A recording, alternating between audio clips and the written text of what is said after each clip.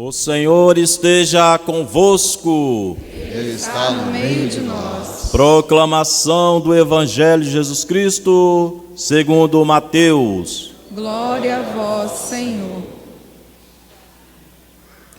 Naquele tempo, Jesus contou outra parábola à multidão. O reino dos céus é como um homem que semeou boa semente no seu campo. Enquanto todos dormiam, veio o seu inimigo, semeou o joio no meio do trigo e foi embora. Quando o trigo cresceu e as espigas começaram a se formar, apareceu também o joio. Os empregados foram procurar o dono e lhe disseram: Senhor, não semeastes boa semente no teu campo? De onde veio então o joio? O dono respondeu: Foi algum inimigo que fez isso. Os empregados lhe perguntaram: Queres que vamos arrancar o joio? O dono respondeu: Não. Pode acontecer que, arrancando o joio, arranqueis também o trigo. Deixai crescer um e o outro até a colheita. E no tempo da colheita direi aos que cortam o trigo: Arrancai primeiro o joio e amarrai-o em feixes para ser queimado. Recolhei, porém, o trigo no meu celeiro. Jesus contou-lhes outra parábola. O reino dos céus é como uma semente de mostarda que um homem pega e semeia no seu campo.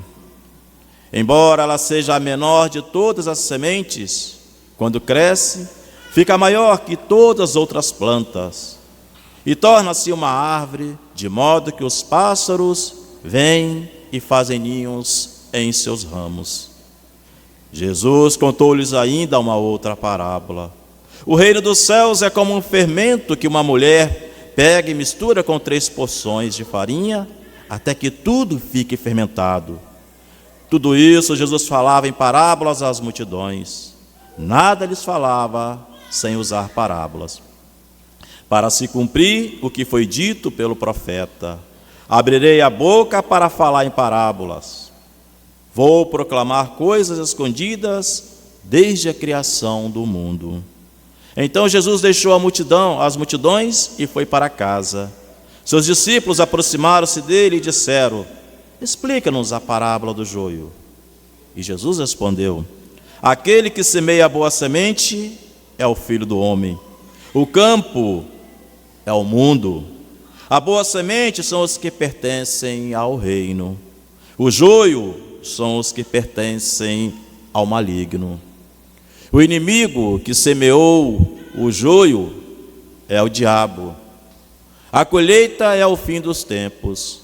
Os ceifeiros são os anjos. Como o joio é recolhido e queimado ao fogo, assim também acontecerá no fim dos tempos.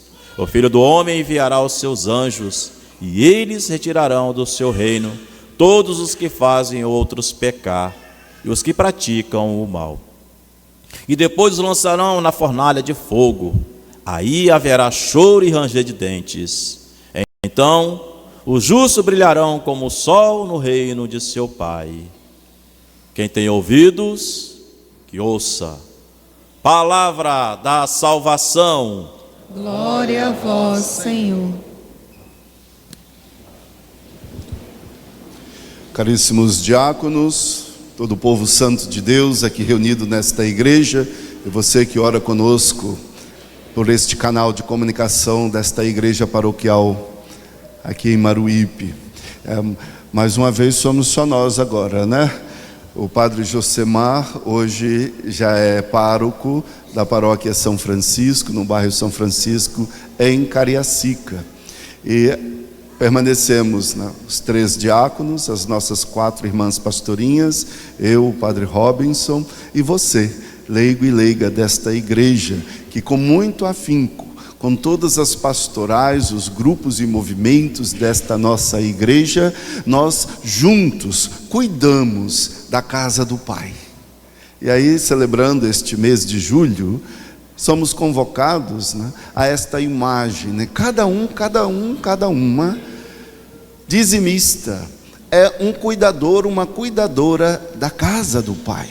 E nós assim o fazemos como um tijolinho, né? Cada um que é um dizimista, uma pessoa dizimista, né? Que vai se edificando e ao mesmo tempo edificando esta casa. Somos por Deus edificados e nos edificamos em unidade, para que sejamos sinal verdadeiro do reino de Deus no mundo.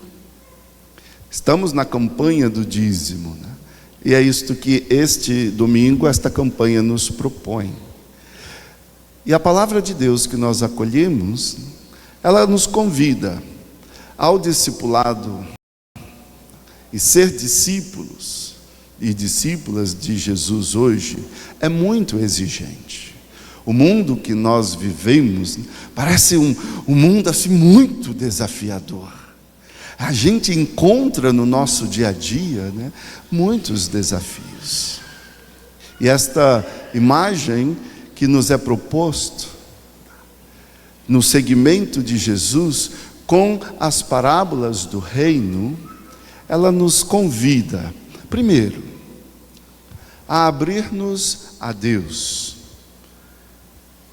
deixar que Deus habite em nós, deixar que Deus semeie a sua graça na nossa vida. Para quê? Para que nós possamos percorrer os caminhos os quais o Senhor Jesus Cristo nos ensina, como testemunhas fiéis do amor de Deus no mundo. E nós o fazemos isso é pela graça do Espírito Santo de Deus. Como podemos compreender as Escrituras, né? O que nos é dito hoje, né, e a segunda leitura assim nos orienta, é o Espírito Santo de Deus que nos dá a conhecer hoje a palavra. Abra este Espírito, acolha o Espírito de Deus na sua vida, deixe que o Espírito de Deus te instrua atentamente, à medida que a cada momento nos adentramos nesta escuta atenta da palavra de Deus, tenhamos o coração acolhedor ao Espírito de Deus, para que assim a gente possa compreender, não colocar a nossa mente, o nosso sentimento, ou a nossa vontade ou o nosso querer, mas deixar que Deus instrua, para assim a gente entender o próprio reino de Deus, que pela graça do nosso batismo nos é já oferecido. E a primeira imagem que Jesus usa das parábolas do reino, nesse evangelho de hoje, né, é a imagem do trigo semeado e ao mesmo tempo o joio também. O inimigo vai e semeia, né, sementes de ervas daninhas, coisa que não presta, no meio daquilo que é bom. E se a gente olha, né, a vida do mundo hoje,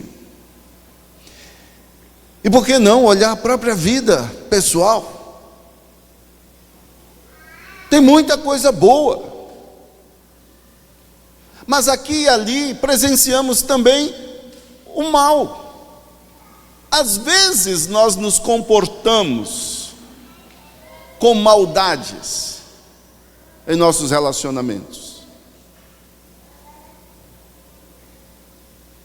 E esta palavra, que às vezes talvez a gente tenha esse sentimento, por que que Deus não muda as coisas logo? E já que tem quem causa violência, quem rouba, quem destrói a vida, quem explora o seu semelhante, quem abusa do próximo, quem viola a dignidade alheia, por que que logo Deus não dá um jeito nessa situação e transforma a nossa vida? Freia um pouquinho, se às vezes a gente pensa assim. Porque muitas vezes também nós agimos de maneira que nós não somos os santos e puros.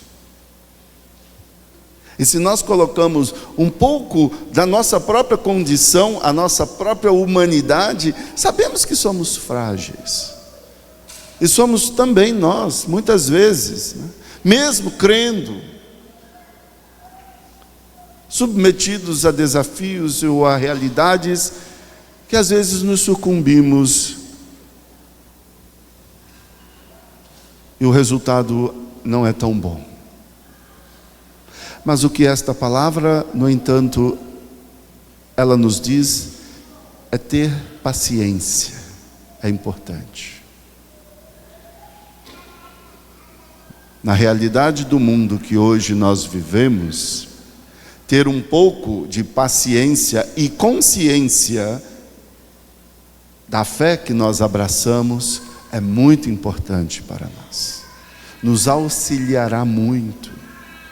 Deixe que o Espírito Santo de Deus, né, te cubra com este dom e esta graça também da paciência. É Deus que age na nossa vida. E Deus age na nossa vida e em Jesus Cristo, a nossa vida como discípulos e discípulas, para quê?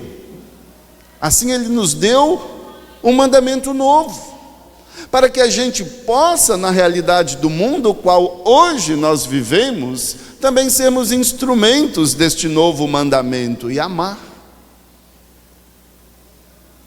E aí ter a paciência para amar é muito desafiador. Mas a palavra diz, a tenha. Porque o discípulo e a discípula é enviada a este mundo, para também neste mundo ser um sinal de algo bom. Não está tudo perdido, não.